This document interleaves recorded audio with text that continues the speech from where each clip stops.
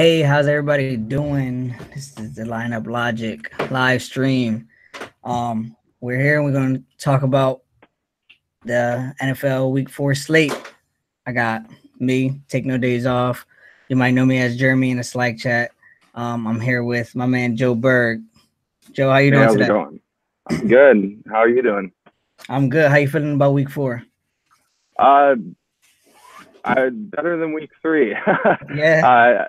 Week 3 I felt great about, and then that Buffalo game happened and kind of screwed everything up. You know what's funny about Week 3 was I kept on creating rosters and I started working on single entries last week. I kept on creating rosters that kept getting me back to Kirk Cousins and Adam Thielen, and then I kept on changing it. And then at the end of the day, I realized I had no Vikings at all. And I saw the score first and I started to get angry. And then I looked at my lineups and I saw that I was just winning everywhere. So I was just I was so happy about that. That was rough. I had so much Latavius Murray exposure that hardly ended.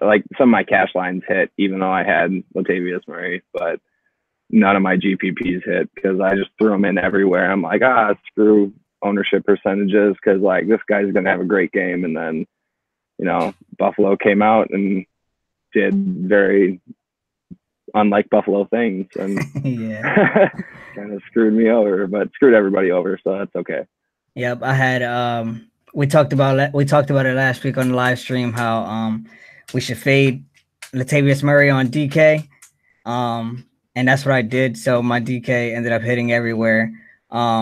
And then we talked about the Robert Woods game, and that brought me back so much because he had 2 touchdowns. He had the 100-yard bonus, and I checked back after the 4 o'clock games were done, and I was hitting everywhere, and I was like, what?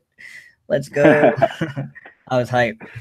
Well, yeah, man. So we're going to do position by position, and we'll talk about cash. We'll talk about GPP, and we'll just get it rolling from here. So who's your favorite quarterback on the slate so far? See, quarterback's always really tricky for me just because I don't know. I always want to go with a guy who I think will go a little bit overlooked, then they don't end up going overlooked. But overall, this is my 3rd week in a row, and I'm gonna stick with Deshaun Watson.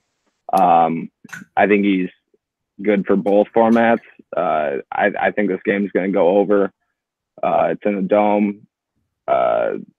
Indy's, been solid defense, more solid than I thought that they would be. But I don't know. It's just every game he has Will Fuller, and man, he seems to go for 20+ points. And I just he has way too much upside in my opinion to even he hasn't scored a rushing touchdown, so we're just waiting on that. And he's still cheaper than some of the guys like Aaron Rodgers, who I know it's Aaron Rodgers, but he's hurt. He hasn't done a whole lot. I think Watson's at a good price to, hit value in cash and has enough upside to do well in a GPP this week. Yeah, I absolutely agree. I started making most of my 1 p.m. main lines with Drew Brees or Matt Ryan, and then I realized it just wasn't allowing me to get everything that I wanted to get. And so when I put in the Watson and Fuller stack, I got everything that I wanted. I'm not sure how I feel about it yet. I still have to go back and tinker with it, but I ended up with a very nice roster that I felt good about. So we'll see how that holds up. But the main guy is, like I just mentioned, I'm trying to get up to Drew Brees. That game, it's week 4. Obviously we still have no Mark Ingram. So it's all pass, and we're just going to get Drew Brees throwing the ball 40 times a game until this is the last week. So until Ingram comes back, that's all we're going to get. So Drew Brees and Kamara stacks. I'm trying to start all of my rosters with that. But if I can't get there for my cash games, I'm trying to fall back to Watson. Is there any secondary that if you can't get to Watson, who would you Who would you prefer? Another guy who's kind of close to Watson. If I needed a couple $100 to go from like a like if I'm around 8,400 at wide receiver, I need to get up, like I want to get up to Odell or something. I could see using Andy Dalton this week. He's been solid all year. He seems to have, like, he's making use of all of his weapons. He has Geo as a receiving threat who could go in for a receiving touchdown. I think he's good for 2 to 3 touchdowns. He could go for 4 if the game goes off. Yeah, I agree. I do like Dalton as well as Matt Ryan, because I think that game has a very high chance of going over. Every time the Falcons play at home, it's just constant shootouts, and I don't think there's anything changing about that this week. How about GBP? Like, what kind of guys are you looking at just to get the to find some low ownership and leverage some ownership, and try to maximize those points? What other guys are you looking at?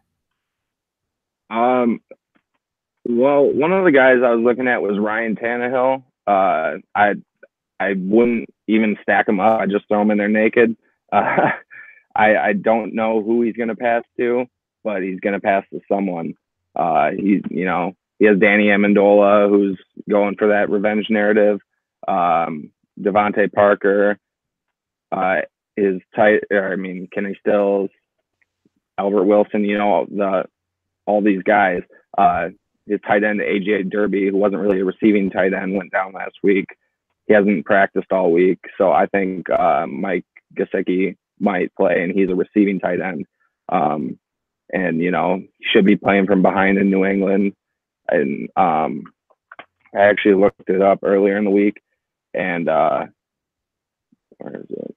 He averages 6 more attempts versus the Patriots than he has against all other teams, and he averages 50 more yards against the Patriots passing than he does against all other teams.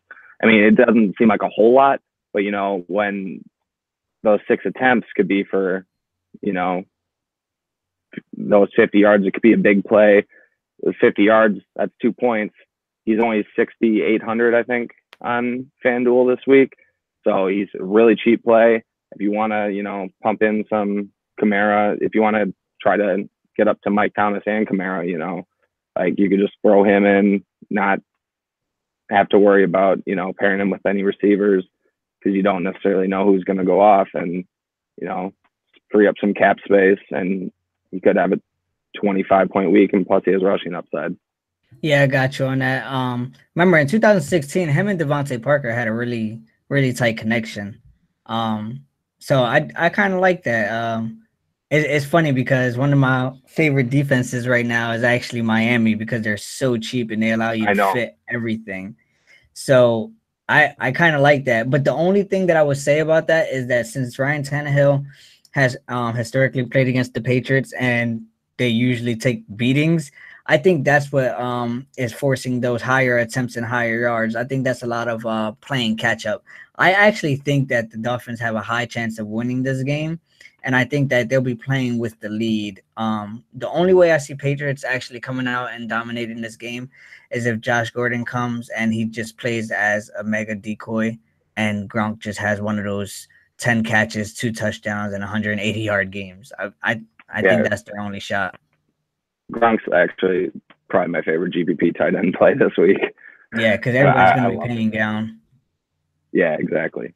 Yeah, one GPP quarterback that I actually I don't know how under the radar he's going now, but Baker Mayfield is somebody who I think he allows you to just do so much, and I think he's so much more talented than what his salary is showing for right now.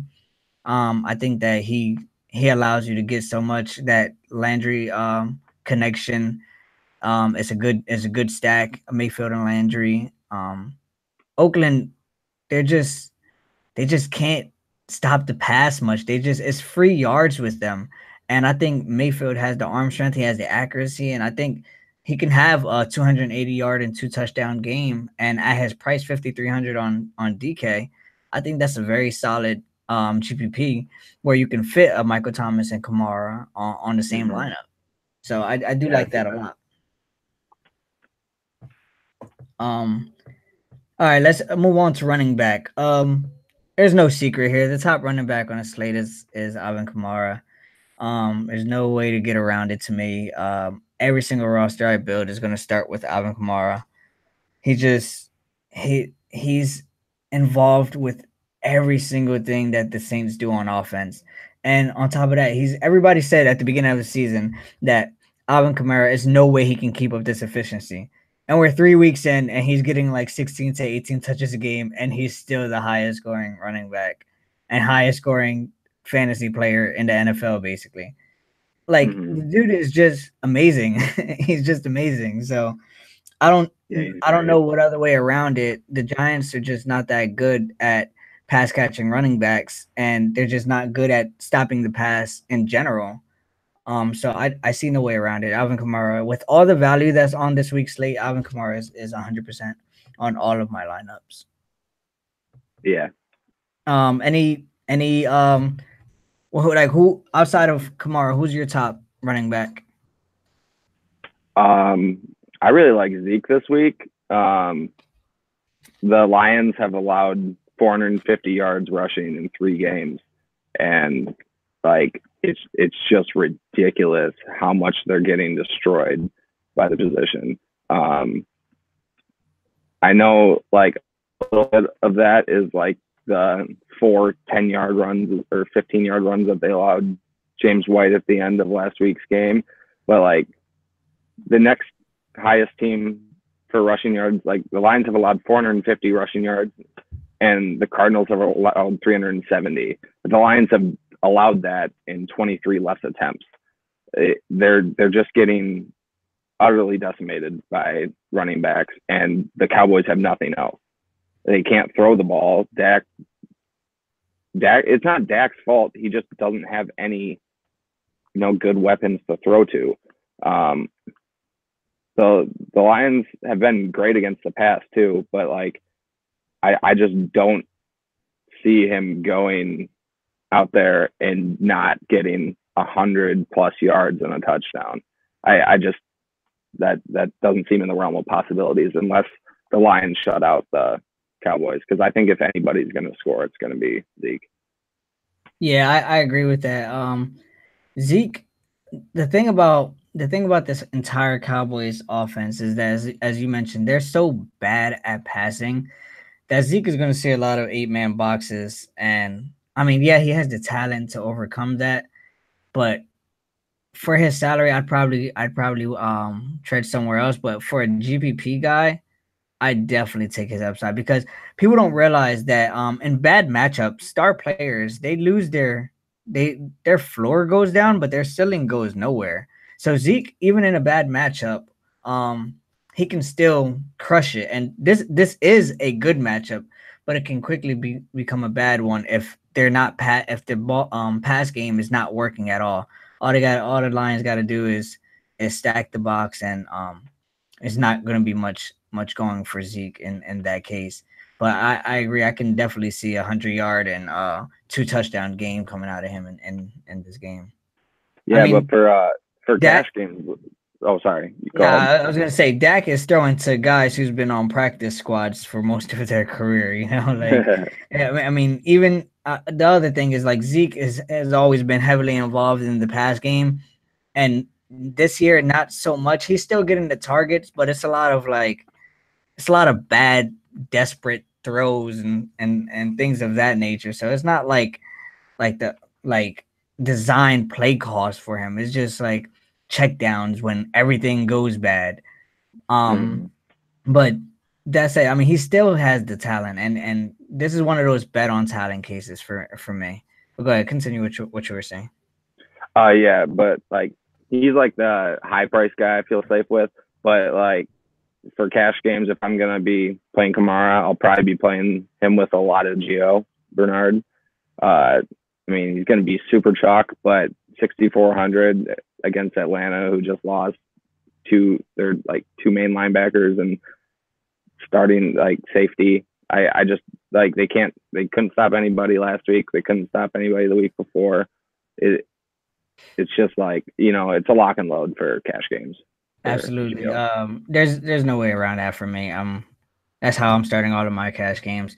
It's no reason to get cute for me. I mean, there's plenty of more running back spots that we'll talk about, but I mean, talking about cash, Gio Bernard is gonna get above 80% of the snaps. The best way to attack this Atlanta defense is through pass catching running backs. And Gio Bernard, some of his best games has come when he's had high receptions out of the backfield. He has the talent to do it. He has the talent to run the stretch plays to the outside. He's 6,400. Like, there's no way around that. Kamara Bernard is incorporated in all of my builds so far.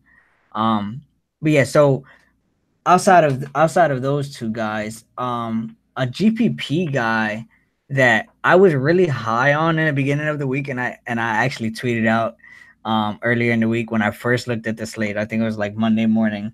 I said Carlos Hyde is a must play in week 4. I saw that. And then I realized a little bit like Baker Mayfield will be starting quarterback this week and not Tyrod Taylor. So see, with Tyrod Taylor, Hyde would get a bunch of looks off of dump offs because Tyrod was scared to throw the ball downfield. I don't think that's going to be the case this week with Baker Mayfield because Baker is not scared to throw the ball 15 to 20 yards down the field like Taylor is. So it won't be as much check downs for Hyde as I was hoping for in the beginning of the week, because for that price, 5,500 on DK, like that was you could have got him 80 yards, a touchdown, and 4 or 5 catches, and that's crushing value right there. But I still think he's a good play, but I don't see him as the lock and load as I saw him on Monday. Yeah, I get that. All right, how about you? Is there any GPP guys that you're looking at? Yeah, I have a few guys that I'm kind of looking at. I just don't know exactly how I feel about them yet. Like for expensive guys, I'm thinking about throwing David Johnson in a lineup or two. It's just the, talent over, like, he's just too cheap. Everything. Yeah, like I mean, especially on DraftKings, on FanDuel, 7,600. You could pay that 400 to go up to Saquon, but I think when Josh Rosen tries to get comfortable, in this game, I think he's gonna check down to Johnson a lot. And the Seahawks haven't been great against the run this year. I think they're ranked like 27th or 28th.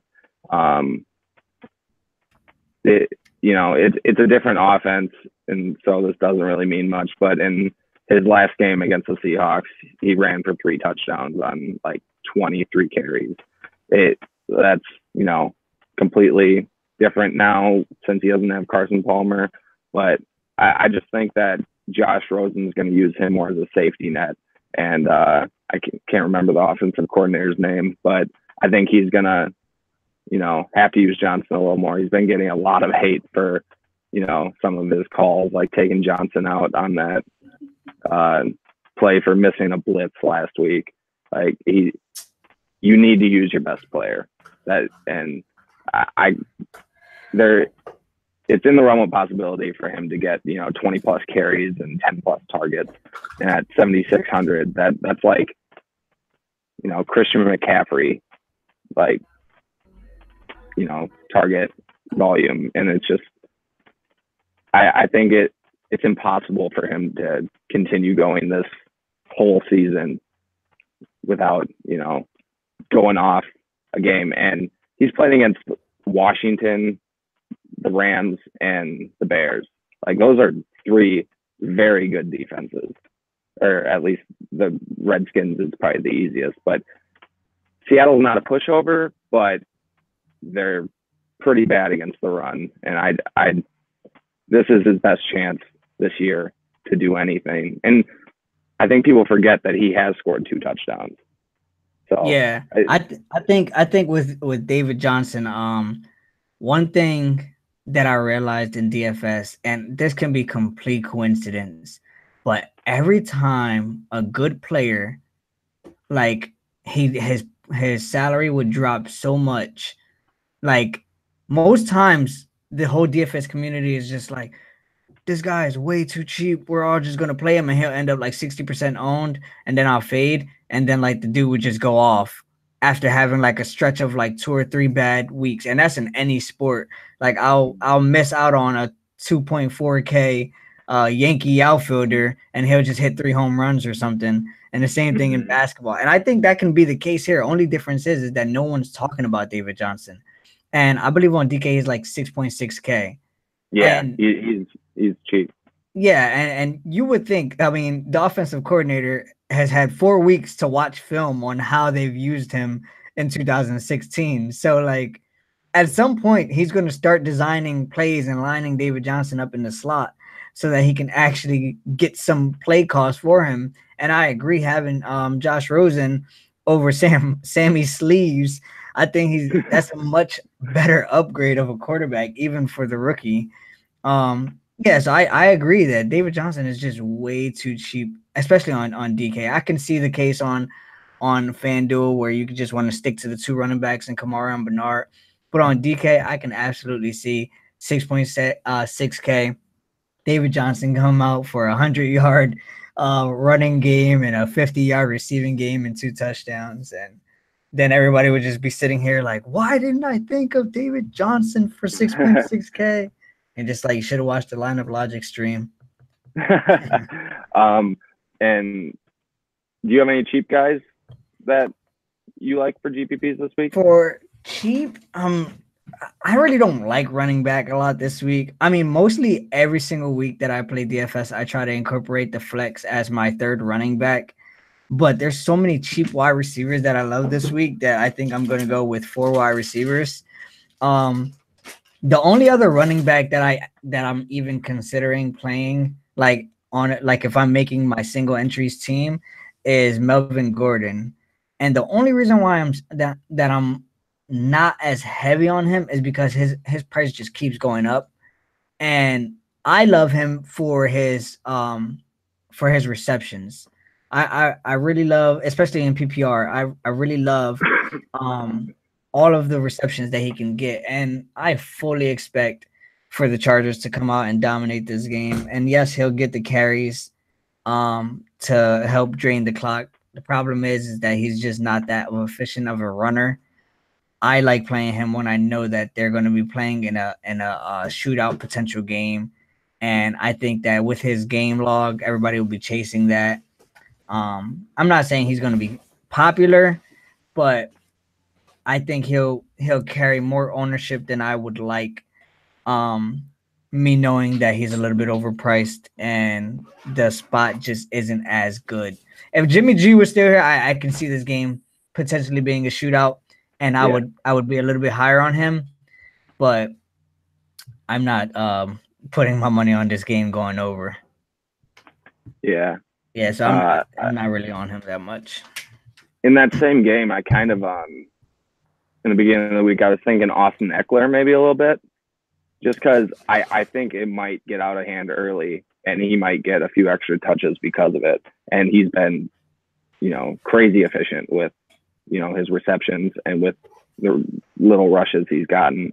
I could definitely see him, playing a lot more in the third to fourth quarter. Yeah, absolutely. I can see that as well. Yeah, outside of those guys, I'm pretty much just sticking to Kamara and Gio. I'll eat the chalk.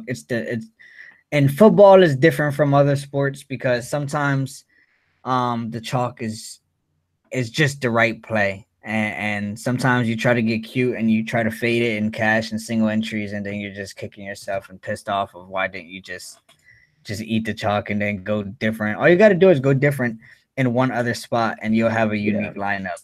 So I'm 100% sure that my wide receivers will help me get different from the field. But for running back, I'm going simple with Kamara and Bernard for mostly all of my lineups. For yeah, for GPPs though, in the Millionaire Maker on FanDuel, I'm definitely at least throwing one line with Aaron Jones.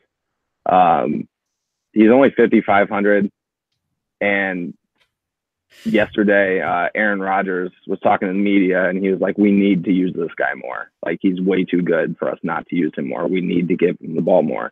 And that's another one of the situations with the over under that I I know Buffalo did it last week, but I don't see them doing it again. And if the fourth quarter comes around and they're up by 14 points, 2 touchdowns, they're just going to be feeding the ball to somebody. And I think they're going to want to see what they can get out of Aaron Jones. And I could see him having 15 to 20 touches this week. And on FanDuel, 5,500, you could get a real cheap touchdown from him.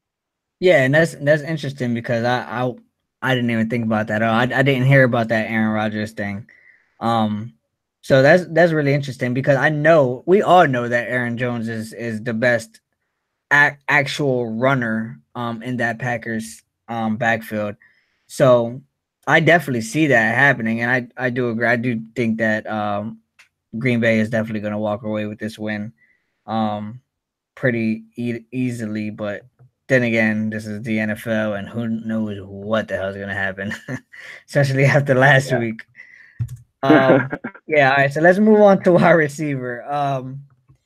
There's a few top dollar wide receivers that I absolutely love this week, and I think that because of their price, I think they'll just be less owned than what I think they should be.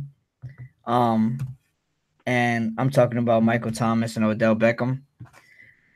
I just think, especially with Odell Beckham, that he'll be shadowed by Marshawn Lattimore, but Odell is matchup proof. And I say that every week. I should have worn my Odell jersey today. But I say that every week because he literally is matchup proof. He hasn't scored a touchdown yet this year, and he has 2 games of over 20 points on DK, strictly off of receptions and 100-yard games. Like, imagine when he has that 2 touchdown game. Like, he can have that in this potential shootout, especially with Evan Ingram going down. Odell Beckham can blow up in any spot, and he's just matchup proof. Like, I don't care who's shadowing him. There's no one in the world who can guard this man. Yeah. Do you have anything to say about him or Michael Thomas? No, like I'm just gonna let their stats speak for themselves. Like they're elite for a reason. Like with especially Evan Ingram going down, that just means more targets for Odell.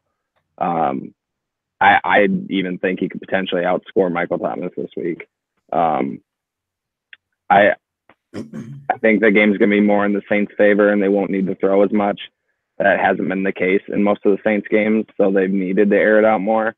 I think it's gonna be more of a Kamara game, and I'm a little bit higher on Odell than I am Mike Thomas this week, even though he's been super efficient. I mean, obviously he's gonna be efficient. I just don't.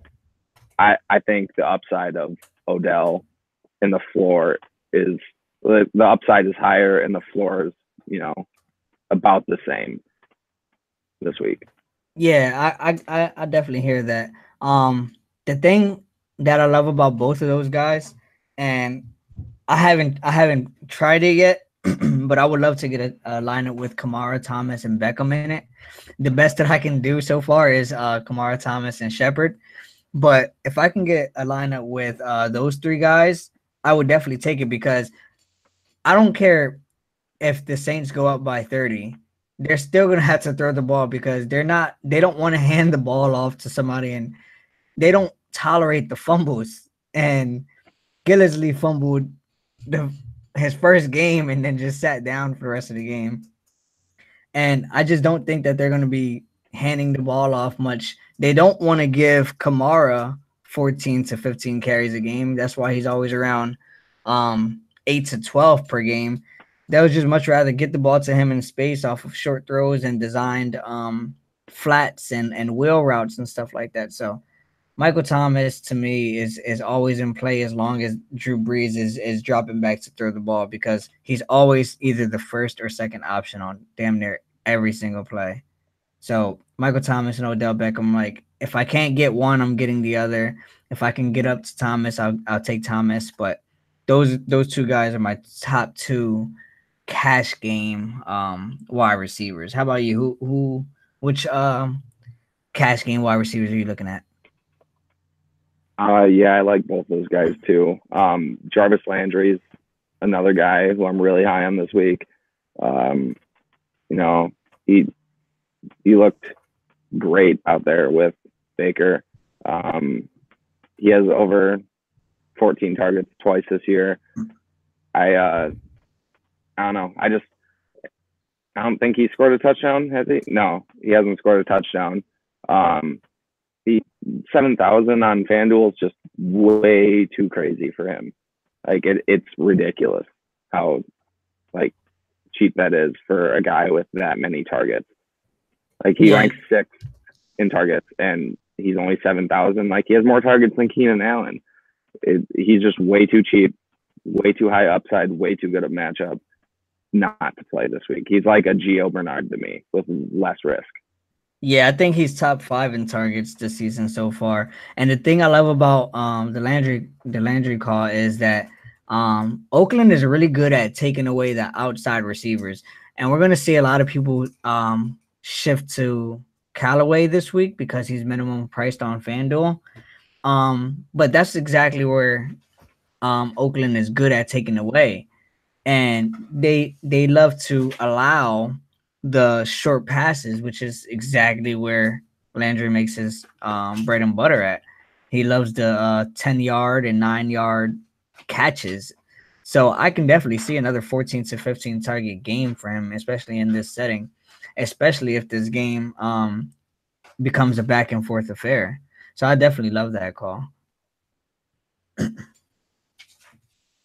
Yeah, like other than that, uh, the two guys that you said and Landry, there's no one who I feel super great about at wide receiver. I mean, Will Fuller is obviously he's been crazy since he's been playing with Watson, but I'd rather go with Landry for the price over him. Then going down further, the next guy I really see who I'd feel comfortable with is Allen Robinson, maybe in cash. Um, no, he's the best receiver there, obviously. Anthony Miller just got ruled out for this week. There's a few targets to go around. This game, I could see this game turning into a shootout. It's just I'm letting talent and the best talent on the team for receiving. The Bucks haven't really allowed a whole lot in terms of rush yards, even though they played against some pretty good teams, pretty good running backs. They've allowed, I think they're second worst in the league through the air. I don't trust Trubisky. That's why I'm iffy on it. But I could see Allen Robinson having a solid game, definitely, for 6,500.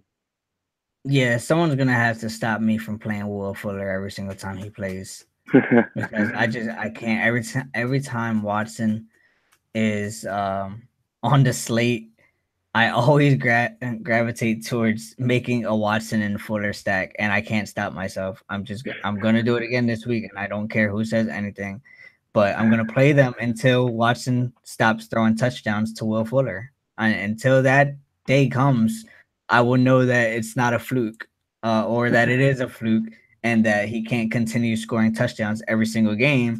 But until then, I'm just gonna keep playing him. I don't care. And then it's funny because like when things like this happen, people always say like it's impossible to keep going, and it's been like 6 games straight. He just keeps doing it. Yeah. So I mean, I'm just gonna. All right, well, keep lowering your ownership, thinking that he can't keep doing it, and you're just gonna keep on missing out. But I think at a certain point he will get overpriced, but I think he's still a little bit underpriced for what his role can be. Especially playing in a dome, everything is always more beneficial for those deep route guys to be playing in domes, and that's exactly where he's at right now. To add on to your Allen Robinson take, there's one guy a lot of people will gravitate towards Allen Robinson, but many people won't talk about Taylor Gabriel, Mm-hmm. and that guy is like he's the potential Tyreek Hill to this offense, and he scored over 10 DK points every week so far, and he's still I don't have the price in front of me, but he's still very cheap. I think he's under 4K still. I think he's like 3.7, I want to say. But for that price, I mean, if you can lock in 10 points and be able to fit in your Odells and Kamaras and Michael Thomas or anything of that nature, like that's a pretty good play. I don't know if I would do it in cash because like even though he's been consistent around that 10-point mark, it's not consistent production. So I don't know if I would do it in cash, but I do like the idea of Taylor Gabriel going off for a 4 catch, 90-yard, 1 touchdown game. Yeah. Sorry to interrupt. Do you play on FanDuel at all? Yeah, I play on FanDuel a lot, but I always reference DK because I love the PPR scoring, especially Yeah. for when I'm able to get these cheap running backs and cheap wide receivers, because I'll gladly take 12 points from a 3.7K guy while people are paying 6K for the same production.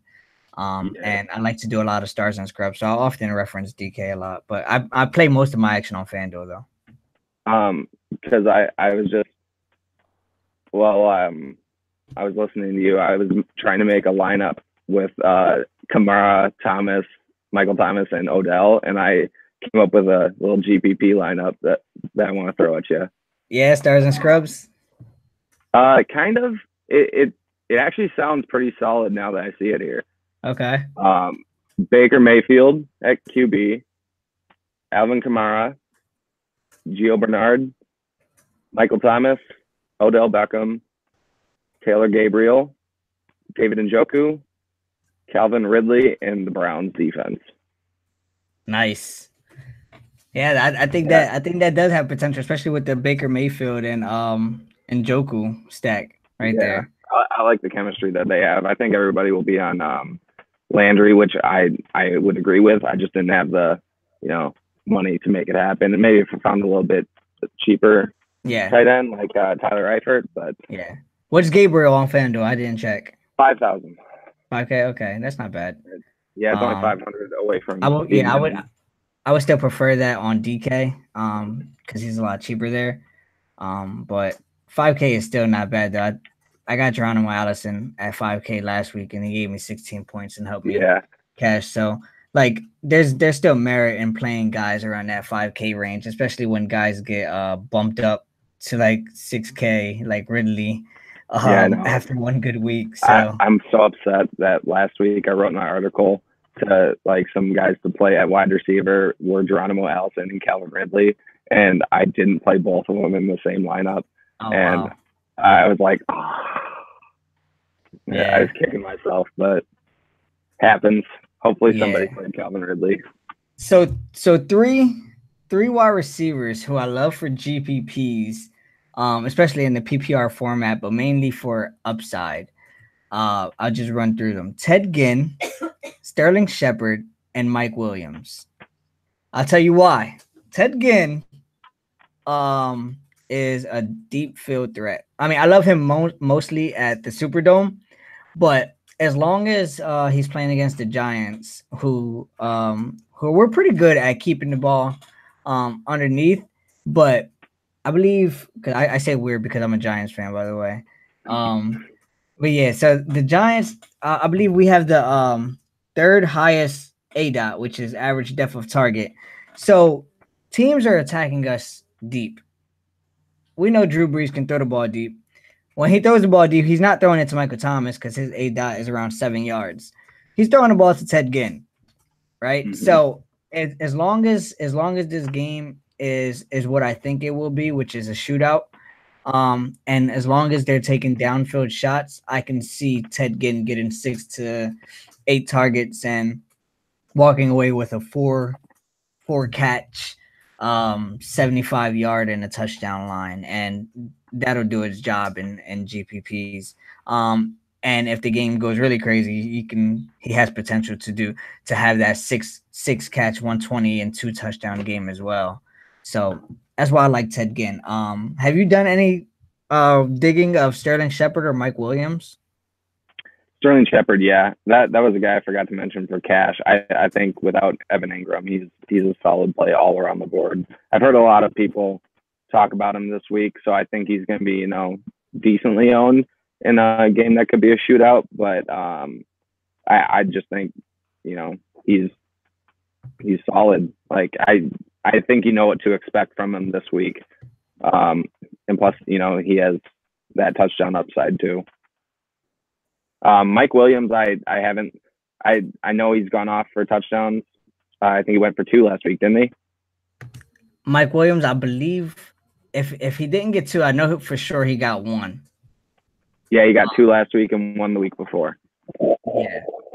My only negative on Mike Williams, and the reason why I'm leaning towards Ted Ginn and Sterling Shepard combo on DK, because they're all around the same price. They're all in the 4 to 5K range.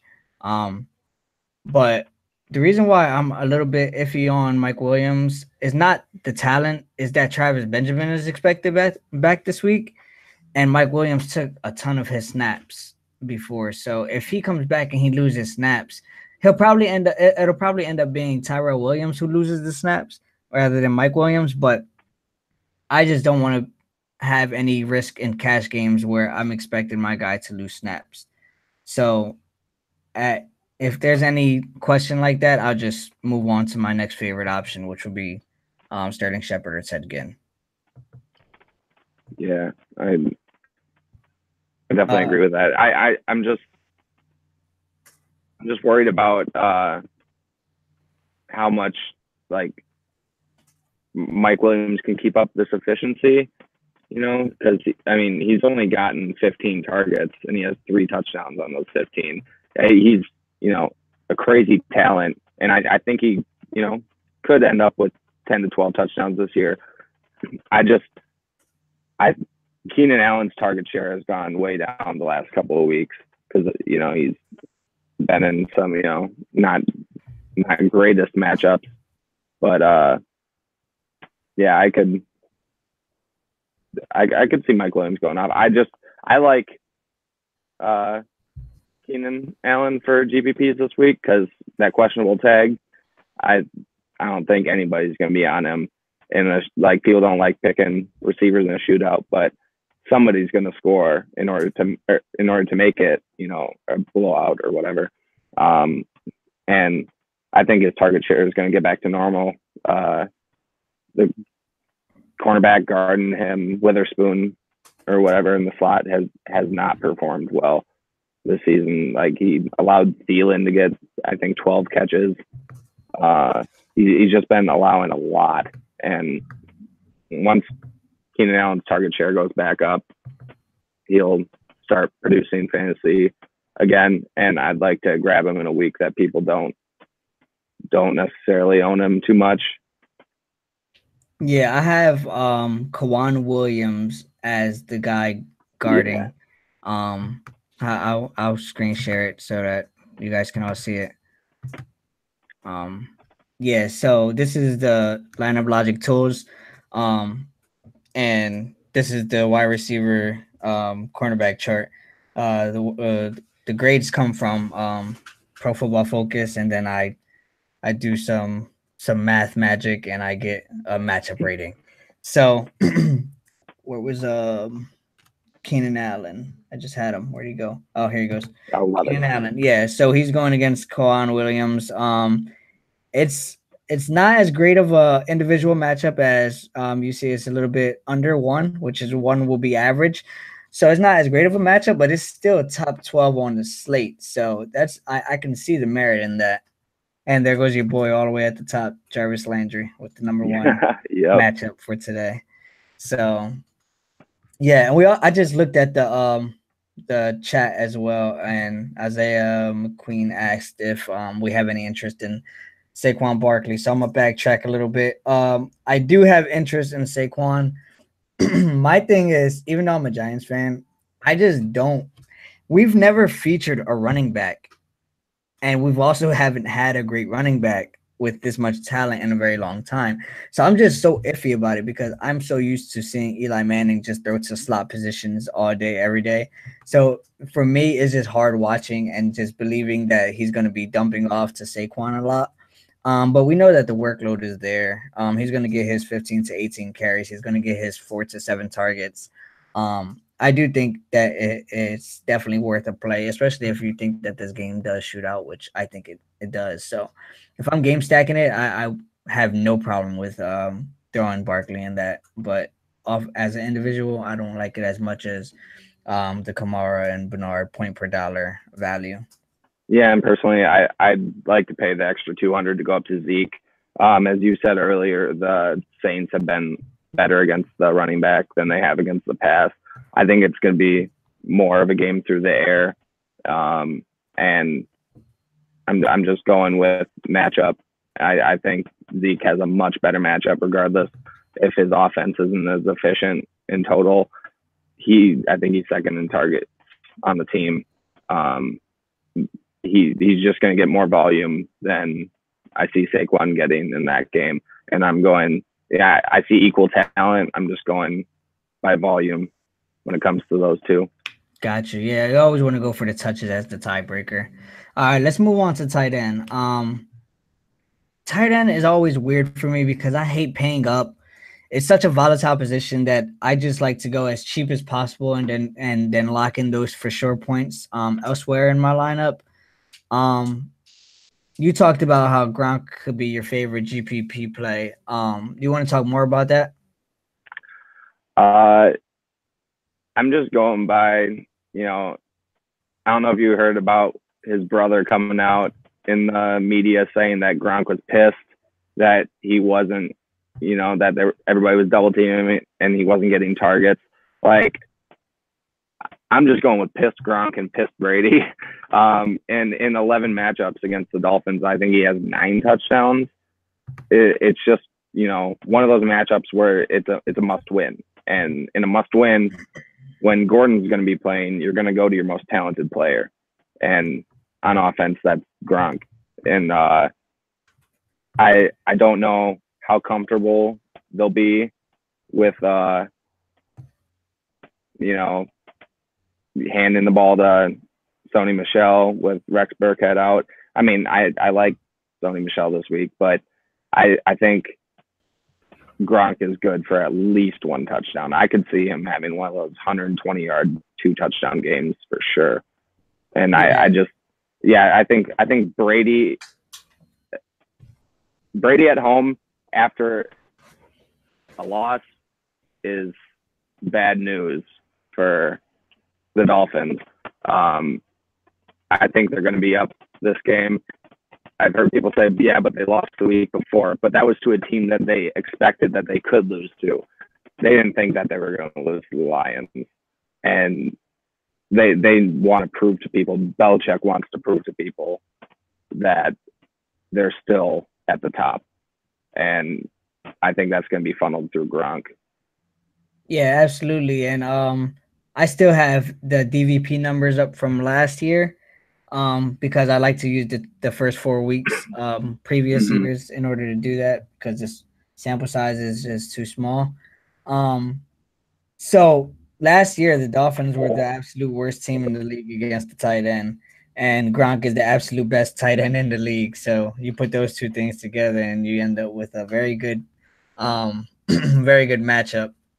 So I definitely see the merit in that. And if you realize Gronk is like priced as like a cheap wide receiver kind of, but he gets elite wide receiver targets and touches. So That's definitely worth a GPP shot. Is just paying up there and then going with one of the cheaper wide receivers like a Taylor Gabriel, that we mentioned earlier. So maybe you won't play Jarvis Landry, and Jarvis Landry and Ebron. Maybe you play Gronk and Gabriel, and you can get a much more unique lineup with the same amount of upside. So I Yeah. do like that call. One tight end that I've been having trouble getting off of all week has been Tyler Eifert, because we know how good he was last year before he went down and the year before. He's a red zone threat. Um, and since he's come back this year, his targets has just been going up every game, and now he's up to 6 to 8 targets per game in this what could be a potential shootout. And the Falcons, they're decent against the tight end, but it's still a plus matchup in this position when it's expected to be a back and forth scoring day. So he's only 4,600 on FanDuel, and he makes everything that I want to do work. So I'm having a real hard time getting off of Tyler Eifert. Is that somebody that you're looking at? Yeah, he was one of the cheaper guys that I was leaning towards, just because I looked at his snap share and it's just been going up game by game. I think they wanted to just ease him back into things after the injury last season. And if AJ Green's limited at all, go through Eifert. He's reliable. For his price, especially, like, I don't know how much he is on DraftKings. On FanDuel, he's only 4,500, which is, that's cheaper than Antonio Gates.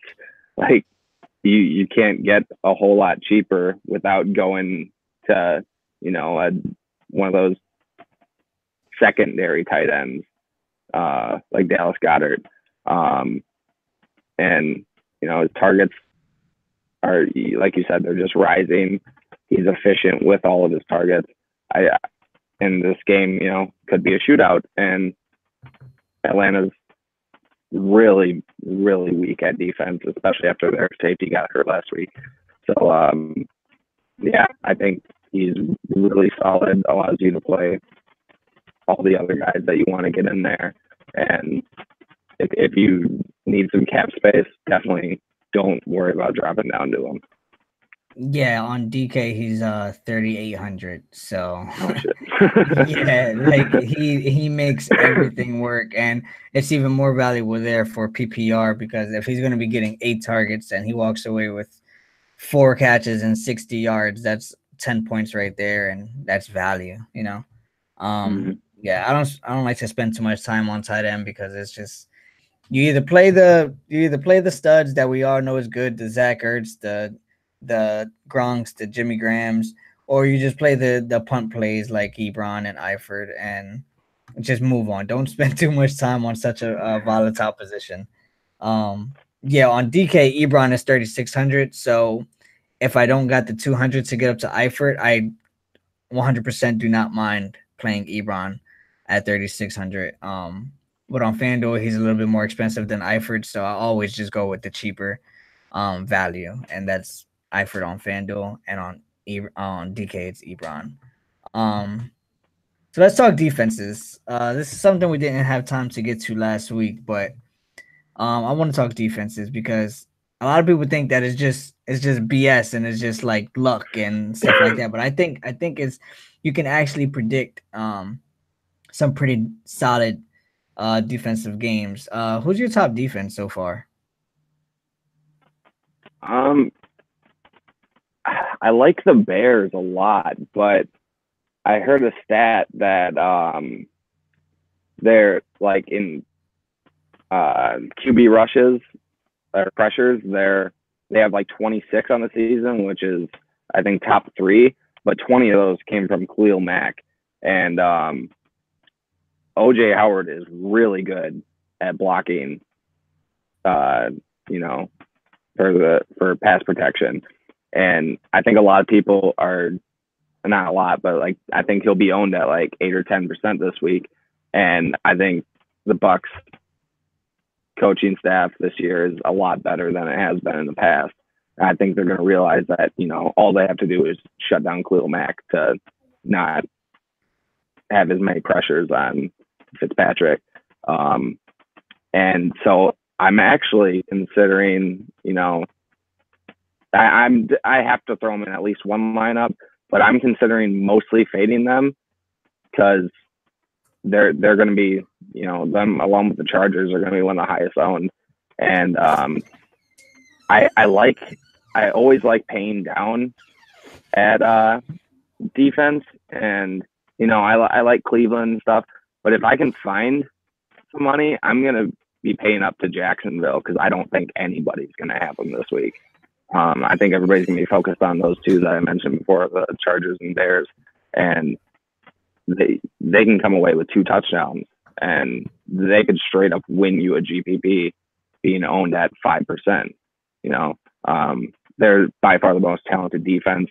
Their matchups this year, except for last week, Tennessee, they only scored 7 against, but they have a solid, a really solid O line. I don't think the Jets are quite as good, and they've faced New England and the Giants.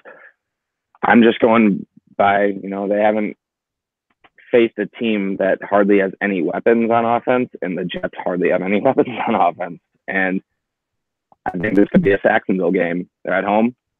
I think if you can try to find a little bit extra, you can go up to the Jags in the GPP. Yeah, I agree with that. I got my 1 p.m. lineup. I was able to get to Jacksonville, but for all of my other lineups, especially for the main slate, where all of the action for me is in the 4 o'clock games, I keep ending up with very cheap defenses, and the cheap defense that I end up taking is Miami, and I don't feel great about it because it's like who wants to take a defense against the mighty New England Patriots and GOAT Tom Brady? Like, who wants to do that? But I just don't think that this Patriots team is what it is anymore. I just don't believe that. And the only way I can see this defense crushing me and crushing my lineup is if like Gronk and Brady just combined for like 4 touchdowns or something, because I don't see any other way for them to really like let me down here. They're just 3,100 on FanDuel and minimum price $2K on DK. Like, they literally allow me to get whatever I want to get. And not only that, but Miami plays this game where they like to just do enough to win. So they like to play the game of keep away. So it's going to be a lot of draining the clock, and it's going to be a lot less opportunities for the Patriots and Tom Brady to do what the Patriots and Tom Brady does. So I just think this can be a game where they can hold the Patriots to, say, under 20 points.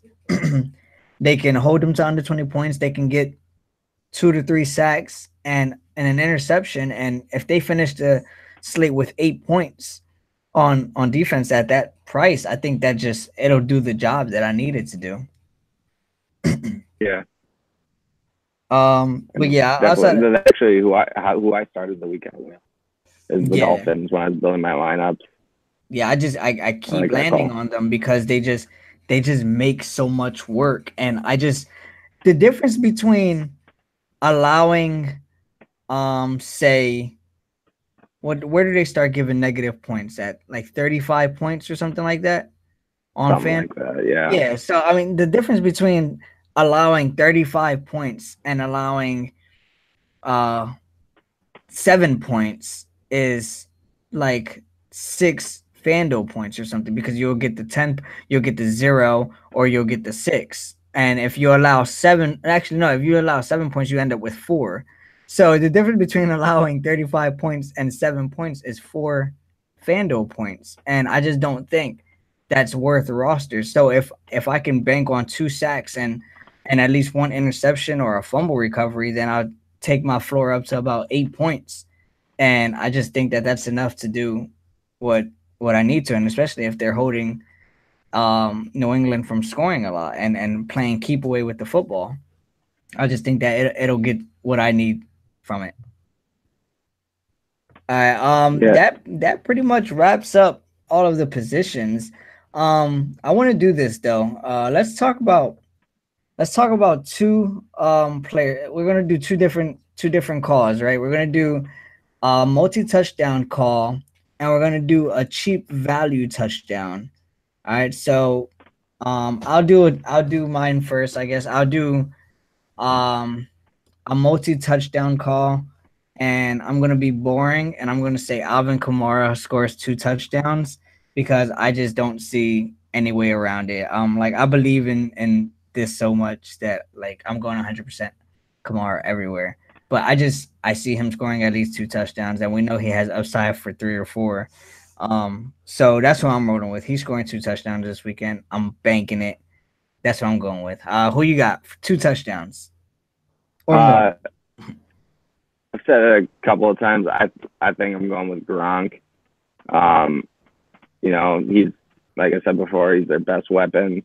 Um, I just I don't see how else they're gonna hit their implied total. Their implied total is like what, 4 touchdowns? Like it's 27.5. So I think he's gonna have 2. Like he's been slumping. He was complaining. Angry Brady, man. It's gonna happen, and it always happens for a player on a week that people are afraid to pay up for him. Always. Absolutely. How about a value touchdown? Do you have anything on mine, or do you want me to go first? Um, I have I have a couple of guys. One I'm not as confident about, and I didn't even mention him, but I like him for a touchdown this week, and that's Corey Davis. He's I think the Titans are going to do something against the Eagles. They're not going to be able to run against them. Derrick Henry hasn't been able to run against anybody. And Mariota's practiced in full all week. I don't think he's up to. Everybody's scared about Mariota, and there's good reason to be. But if he wasn't okay to throw the ball, they wouldn't play him. That's just straight up fact. And I don't know if you heard about Rashard Matthews, did you?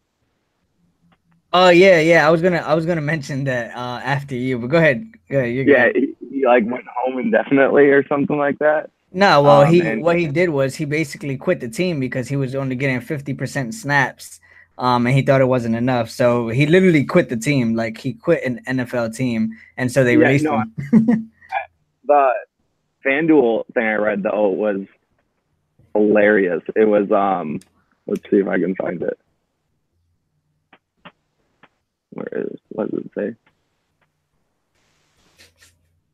Said his absence was because of a personal matter, and he posted on his Instagram about being home for good. Yeah, I just he literally quit the team. He quit an yeah, NFL team, and I've never heard anything funnier. So we've had a retirement at halftime, and we've had an NFL player quit his team in the same season, and we're only in week 4. So yeah, NFL is yeah. pretty fun.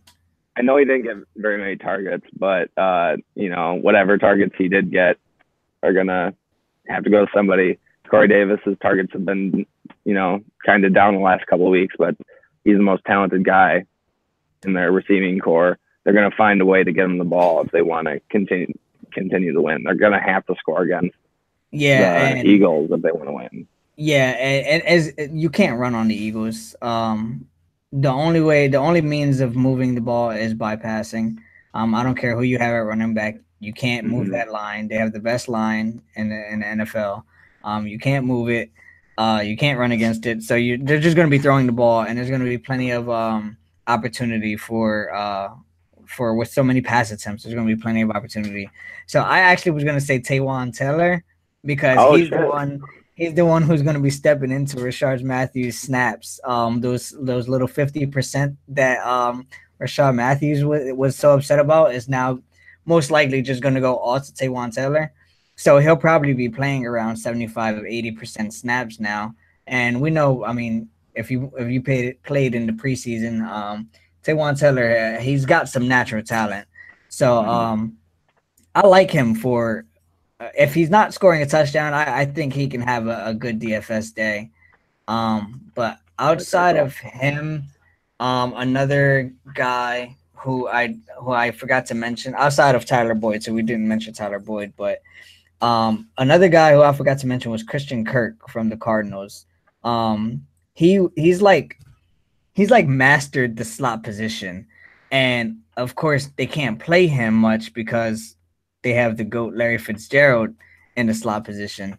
But they realized of how talented he is that they needed to get him on the field. So they've been working him in. And I believe last week he had like 11 targets or something, but he's still dirt cheap because of his previous role. I think that with this new role, facing off against the almighty Legion of Boom or Legion of Doom, we should call them now. Um, I think that he can have a very solid game. He's only 3.7K on DK, and if you can get him in with some of these other cheap wide receivers to fit them those big studs, I think I think he has a very high chance of either scoring a touchdown or getting a very high solid day. But I will make my official call as Christian Kirk as my cheap touchdown. I like that call. My other cheap guy, I already mentioned him earlier. I think Aaron Jones gets a touchdown today or Yeah, Sunday. Um, I think he's going to get a lot more opportunities this week. Um, I love when a quarterback talks up one of like the guys not getting as many snaps, and especially Aaron Rodgers, he has more influence than most starting quarterbacks. So I think McCarthy's going to do a little bit better job at getting him involved. gotcha. Yeah, that wraps it up, man. I think we've covered everything, and yeah, I'm excited for this week's slate. I didn't get most of my research done until yesterday and this morning, but after I've put some lineups together, I'm feeling really good. So hopefully one of us can hit the nuts this week, Oh yeah, hope so, man. or at least somebody in the Slack chat because we've had some big wins over the last few weeks in there. So yeah, if you guys aren't in um lineup logic, well patreon.com/ lineup logic, $10 a month, you get my tools for NFL. They come with projections. You get my tools for MLB. When NBA comes, you'll get my projections for that as well. You get the live stream. You get the cheat sheets. You get so much just for $10 a month, and it's crazy that we even do that. But yeah, so anything else you want to say before we head out? Nope. Play Rob Gronkowski. All right, I got you. All right, yeah, we're out of here, guys. Good luck on week 4. Good luck, guys.